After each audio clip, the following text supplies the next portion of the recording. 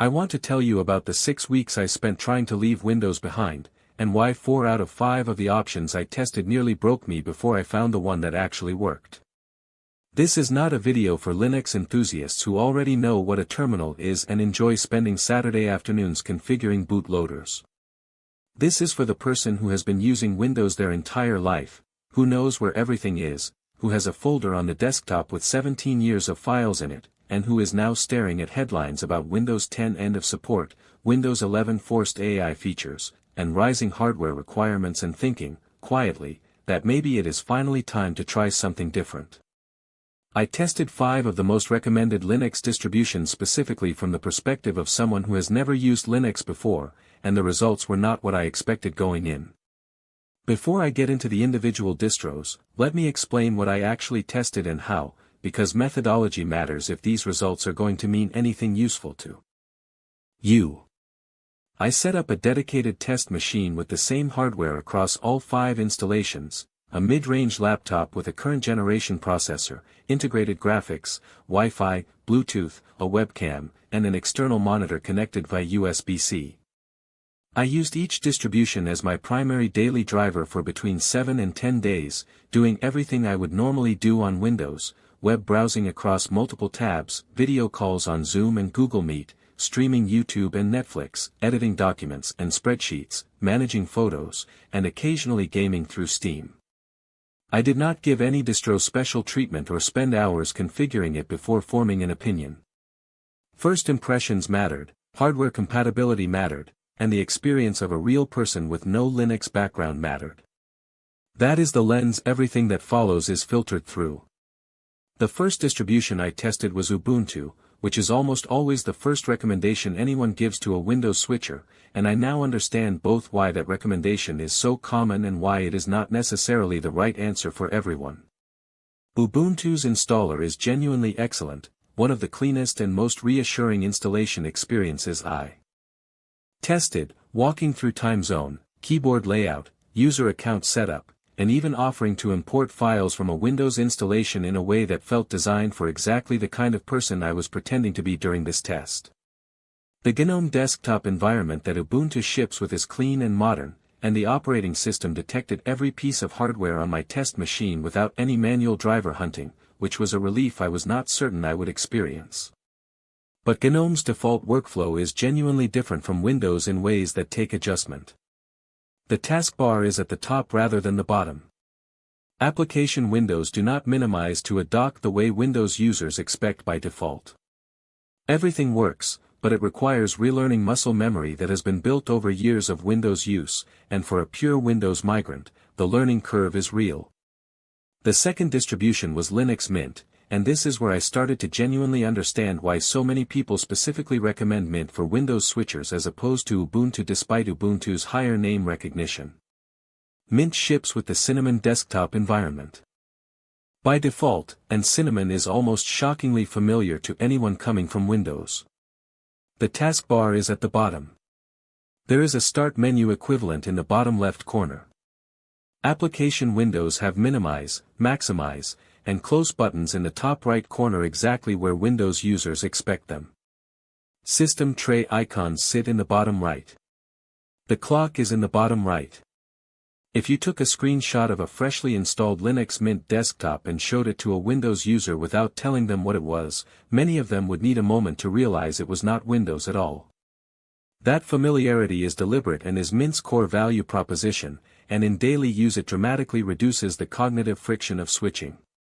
Hardware compatibility was excellent across my test machine, software installation through the Mint Software Manager was intuitive, and I went the longest stretch of any of the 5 distros without needing to open a terminal or search for help online. The third distribution I tested was Zorin OS, which occupies an interesting space in the Linux ecosystem as a distribution explicitly and commercially marketed toward Windows switchers with a polished interface that mimics the Windows layout even more deliberately than Mint does. Zorin OS Pro, the paid version that costs around $40, includes additional interface layouts including one that closely resembles Windows 11's taskbar style. I tested the free version, called Zorin OS Core, which already includes a Windows-like layout option that puts the taskbar at the bottom with a familiar application launcher and system tray arrangement. The visual polish of Zorin OS is genuinely impressive, probably the most aesthetically refined of everything I tested, and for someone who judges software partly by how professional and intentional it looks, Zorin makes a strong first impression. Performance on my test hardware was smooth, battery life felt comparable to what I had seen with Mint, and the core's software experience was pleasant. My only reservation was that Zorin's software update cadence has historically been slower than some alternatives, meaning users sometimes wait longer for new versions of applications and security patches compared to more frequently updated distributions. The fourth distribution was Fedora, and I include it here because it is frequently recommended by enthusiasts as a distribution that strikes the right balance between staying current with new software and maintaining enough stability for daily use, but I want to be honest that it felt noticeably less beginner-friendly than the three that came before it.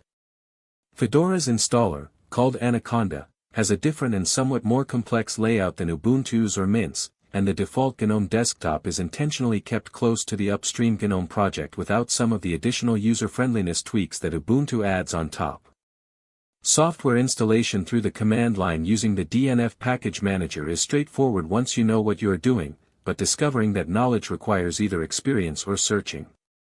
On the positive side, Fedora consistently ships newer versions of software than Ubuntu or Mint, meaning you get more recent browser versions, newer drivers, and generally fresher software. For a Windows switcher who is technically curious and does not mind a slightly steeper learning curve in exchange for a more modern software stack, Fedora is a genuinely solid choice. For someone who just wants things to work without thinking about them, it is probably the wrong starting point. The fifth and final distribution I tested was Pop! OS from System 76, and this one genuinely surprised me. Pop! OS is based on Ubuntu, meaning it inherits Ubuntu's excellent hardware compatibility and large software ecosystem, but System 76 has made a series of thoughtful decisions that make it meaningfully more practical for everyday use than stock Ubuntu out of the box. The most important difference for gaming is that Pop! OS ships with NVIDIA driver support built directly into a special ISO download, meaning if you have an NVIDIA graphics card you can download a version of Pop! OS that installs the correct proprietary drivers automatically during setup rather than requiring you to figure out driver installation as a separate step. For Steam gaming, Pop! OS was the best experience I tested by a clear margin. The Steam client installed without friction, Proton compatibility for Windows games worked across every title I tried including a handful that other distros had issues with, and frame rates were competitive with what the same hardware produced running Windows. If you are a gamer who wants to try Linux, Pop! OS is the distribution you should try first. Gaming on Linux in general was far more capable than the reputation Linux gaming had even 3 years ago, and I think this is worth addressing directly because it is often the biggest concern Windows users raise when they consider switching. Valve's Proton compatibility layer, which allows Steam games built for Windows to run on Linux through a translation system, has matured to the point where the majority of the Steam library is now playable on Linux with reasonable performance. The ProtonDB community database, where users report their experience running specific games on Linux, lists a huge proportion of the most popular Steam titles as either working natively or working well through Proton with minimal or no configuration required.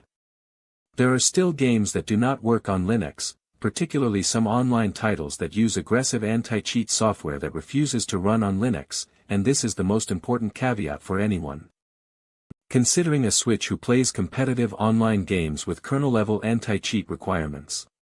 But for single-player gaming and a substantial portion of the multiplayer library, Linux gaming in 2026 is genuinely good rather than merely acceptable. Web browsing, video calls, and streaming were non-issues across all 5 distributions, which is worth stating directly because these are the tasks most people spend the majority of their computer time on. Firefox is typically pre-installed on most Linux distributions and works identically to the Windows version. Chrome and its open-source equivalent Chromium are available for all 5 distributions I tested. Zoom, Google Meet, and Microsoft Teams all have Linux versions that installed and functioned without any problems across all 5 test environments. Netflix and other streaming services worked correctly in Firefox and Chrome without any additional configuration. For the core everyday computing tasks that most people use a computer for most of the time, any of the 5 distributions I tested would serve a Windows switcher adequately from day one. Office software is where the experience varies, most depending on how heavily you rely on Microsoft-specific features.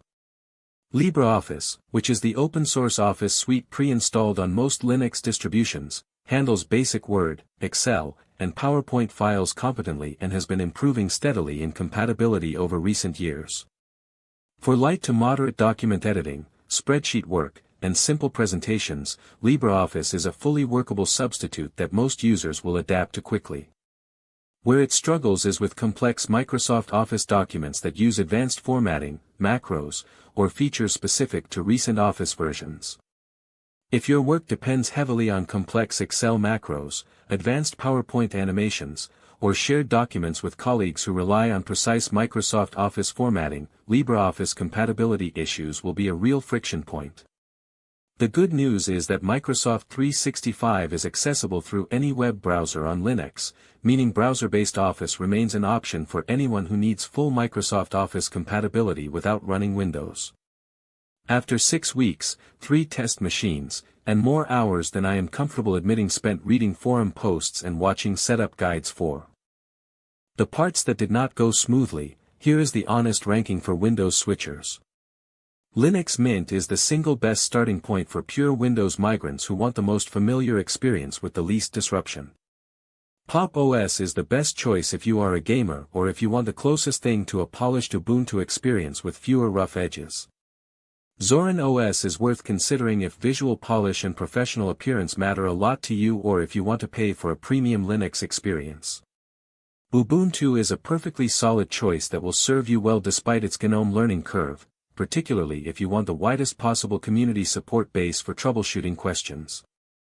Fedora belongs on the list for technically curious switchers who want modern software and are willing to invest slightly more time in learning the system. The question everybody really wants answered is whether switching from Windows to Linux is actually worth doing in 2026, and my honest answer after genuinely living with all 5 distributions is, it depends on what is pushing you toward the switch in the first place. If you are frustrated by Windows 11's forced AI features, the aggressive Copilot integration, the privacy data collection that cannot be fully disabled, or the hardware requirements that have rendered your current machine officially unsupported, Linux offers a genuinely functional alternative that handles everyday computing tasks excellently. If you are being pushed to buy new hardware just to meet Windows 11 requirements and the prospect of spending money on a new PC feels unjustified for a machine that otherwise works perfectly, installing Linux Mint on that machine will almost certainly give you years of additional useful life from hardware you already own. The switch has costs in terms of learning time and the occasional friction of discovering something that works differently than you expect.